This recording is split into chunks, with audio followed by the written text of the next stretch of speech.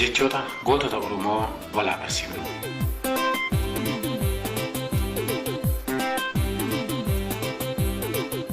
Ufumaa dhamaatu malee arrasaasni nan danda'u agarii tulluu.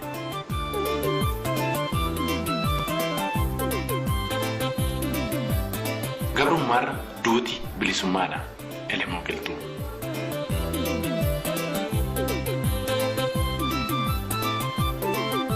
Gabrummaa iddaan buqqifna dadhabnu ilmaan itti guddifna. Jeneraal Waaqoo Guutuu.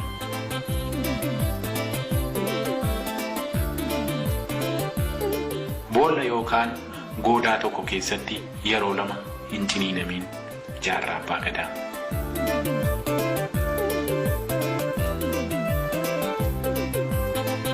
Duuti koo du'a gootaati.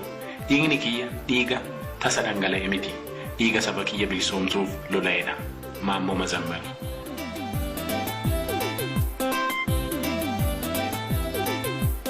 Akkas ta'e dubbiin keenya bofa eegee qabnaan hin citti gadhiifnaan itti lixxi. Hayilamaariyaam Gammadaa.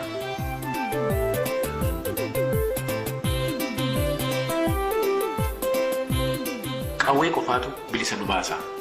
Ilfina Shiqannoo.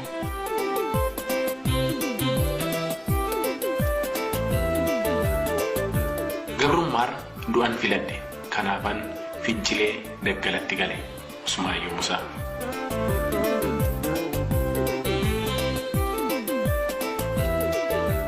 Kan keessa beekuuf lolli tapha.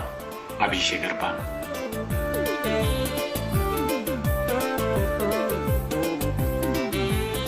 Jeedala ta'ee waggaa 100 jiraachuurra leenca ta'ee aagee du'uu naaf wayya.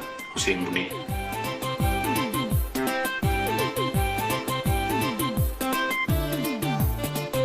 Yoomillee Itoophiyummaa dura Oromummaa koon dursa.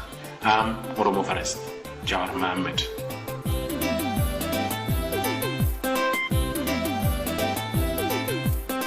Namni seenaa hin beekne bishaan gabatee irraati gara argetti jaallata.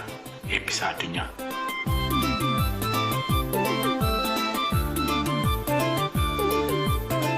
Lubbuun gaafa dhalatte duuti.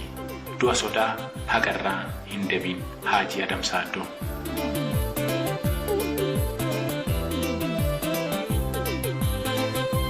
Uummanni Oromoo barachuu qaba. Lammiin barate immoo mirga isaa gaafata. Jeneraal Taaddasaa Birruu.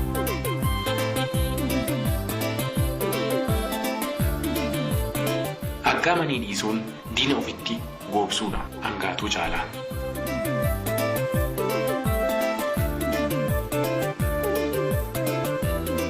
Bilisa ta'ee dhalatee bilisaan jiraachuu baadhus bilisummaa kiyyaaf qabsaa'ee du'uurraa humni tokkollee na dhoowwu hin jiru hin jiraatus Injiinar Tasfaa'u Camadaa.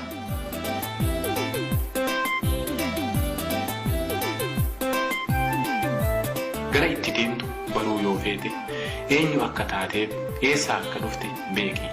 Haguma beeknu waliif qooduun gaariidha. Galatoomaa horaa bulaa.